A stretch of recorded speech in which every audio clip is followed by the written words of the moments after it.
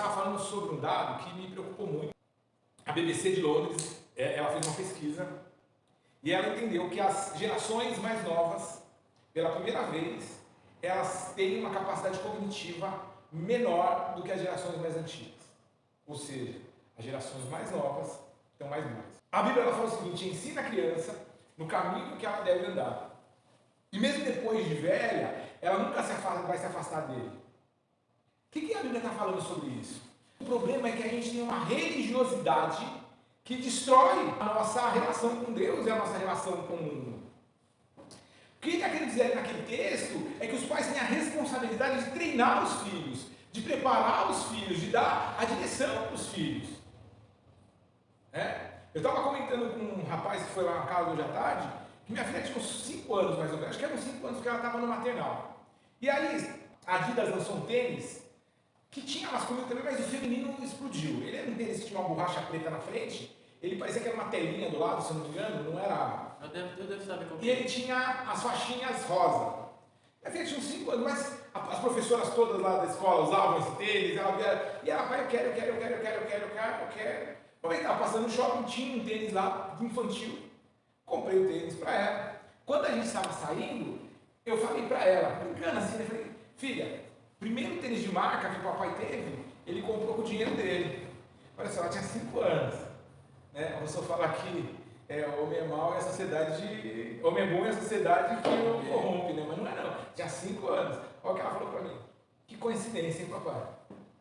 O que ela quis dizer? O meu primeiro tênis de marca você comprou com seu dinheiro também. A gente riu, brincou, mas a partir daquele dia, tudo que ela me pedia, eu dava uma tarefa para ela. Não sei quando era um presente de Natal, de Páscoa, de Dia das Crianças, eu dava uma tarefa para ela, eu dava atividades para ela, para que ela pudesse entender o valor do dinheiro. Estava ensinando para ela o caminho que ela devia andar, o caminho do trabalho. Quando a Bíblia fala, ensina a criança no caminho que ela deve andar, é isso, é treinar a criança. A gente falou semana passada de um psicanalista que chama Lacan, e que ele tem uma tese que chama O Nome do Pai, e que ele fala que, na verdade, a queda do nome do pai, ou seja, a fragmentação que foi feita da questão paterna, porque eles começam a confundir paternidade com patriarcado, a confundir pai com déspota. Eles pegam uma situação de corrupção humana e eles querem linkar isso a questões bíblicas. A gente não vê na Bíblia em nenhum momento, por exemplo, Abraão usando Sara ou Isaac para poder prosperar, usando eles como ferramenta de trabalho, porque essa era a ideia que destrói a concepção de pai. A gente não vê Isaac usando Esaú e Jacó para isso.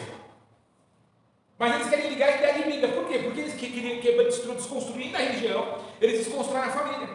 Toda a base do indivíduo, ela é construída no ambiente familiar. É no ambiente familiar que eu entendo respeito, é no ambiente familiar que eu entendo que eu sou um indivíduo, é no ambiente familiar que eu entendo que é compartilhar. Se eu não entendo isso na minha base familiar,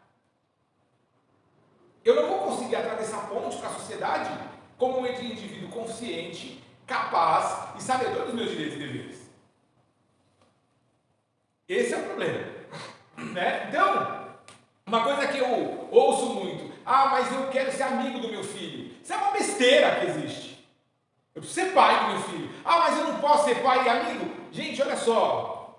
Quando a gente pensar na figura paterna e na figura materna, tudo isso já está englobado. Eu não preciso ser pai mais amigo. Se eu precisar ser amigo do meu filho, além de ser pai dele ou mãe dele, é porque eu não estou sendo um bom pai. Porque isso já está englobado na posição de ser pai. Essa desconstrução, ela vai acontecer. Essa fragilização.